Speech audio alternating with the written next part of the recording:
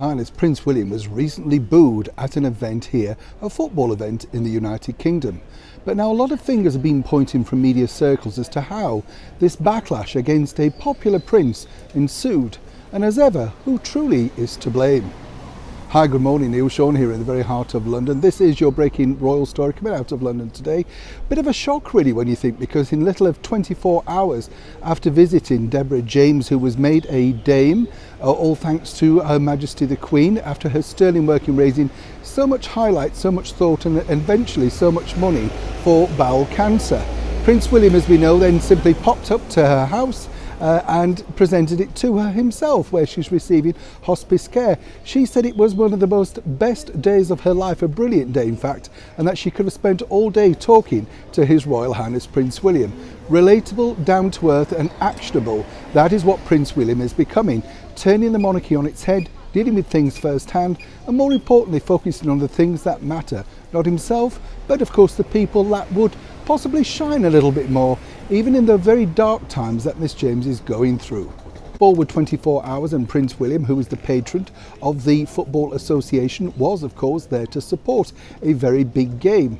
And what's really strange about this particular event is, as he got onto the pitch to welcome both players, both sides of the team, visible booing could be heard.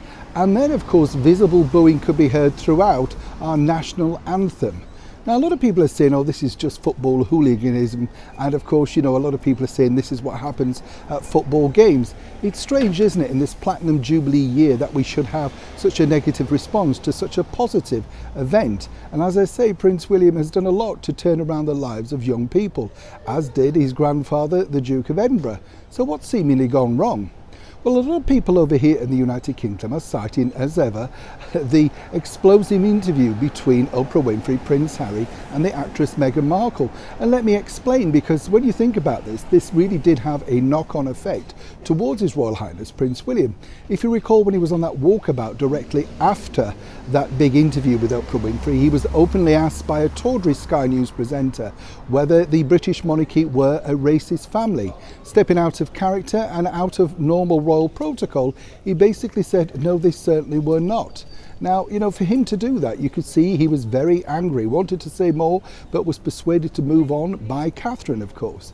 Then we've had similar incidences where, you know, people have turned against him because, of course, a lot of people are saying, well, you know, he didn't do anything to protect Harry or indeed Meghan. So let me just cast your mind back, because when you think about it, Harry and Meghan did do indeed that very explosive interview, but they left so many unanswered questions, particularly regarding the racist comment. You know, you say it out there, then they say, well, no, I'll never reveal who said that. So why say it then? And then of course we had the fake wedding, then of course we had the problems with, you know, the baby becoming a prince, but she didn't need titles, all that sort of stuff. It really painted a very bad picture of the British monarchy, an out of touch British monarchy. A year down the line, Prince William has done his very best to remodernise the monarchy, basically going digital overnight and really engaging with younger members of course, the United Kingdom. As we saw with Prince Charles in a recent visit to an East End market, don't really believe the negative PR that you see on social media or indeed in the national media. The royal family remain incredibly popular, as you will see in a couple of weeks' time when we undertake the very celebratory Platinum Jubilee events. But it's these one-off events that are picked up on the national media that can be very damaging, not just for Prince William, but for the monarchy throughout. And what's also more interesting is those questions still remain very much unanswered. So it's very easy, isn't it, for someone to drop those bombshells, sit back, watch them explode, and leave someone else to pick up the pieces. That is what a lot of people over here, as ever, we have to say allegedly, in the United Kingdom think about the reasons why Prince William was booed at that football match, alongside, of course, the splendid national anthem. As ever, I'd love to know what you think to this particular story in the comments below. Neil Sean in the very heart of London.